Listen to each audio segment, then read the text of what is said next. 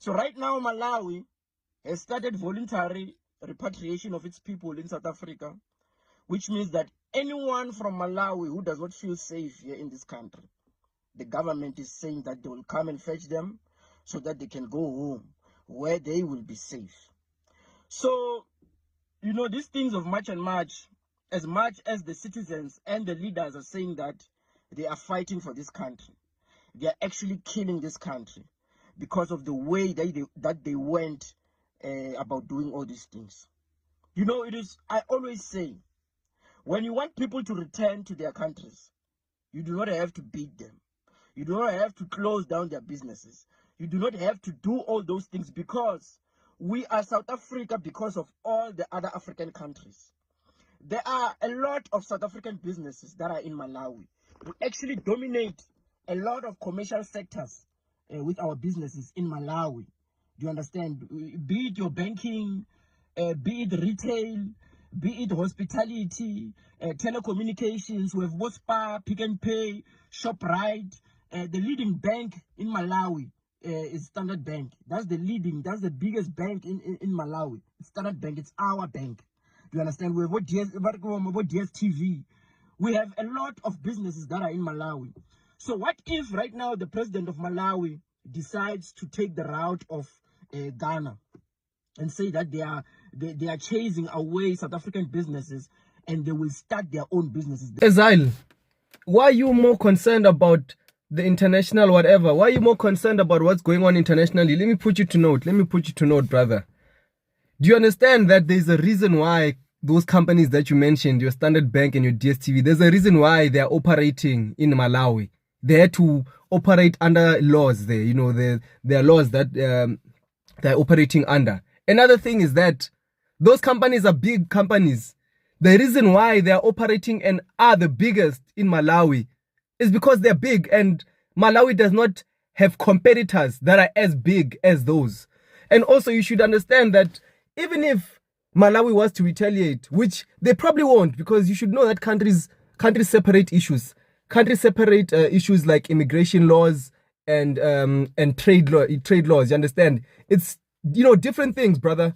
And even if they were to retaliate and maybe shut down the Standard Banks, shut down the DSTVs, do you understand that would do them more bad for the economy? There's a reason why our companies are operating there and are the biggest there, because they've the economic power and they are beneficial to the Malawian government. So do you really think the government would simply just remove Standard Bank just because of what's going on in our country? We have the right to put our citizens first. We have every right, brother. So this is where you're missing the point, Mr. Zile. I normally agree with you, but right now you are losing the plot, my brother. I love what you're saying. I love when you talk about Tsongas, because I'm a fellow Tsonga, but first and foremost, I'm just a fellow citizen.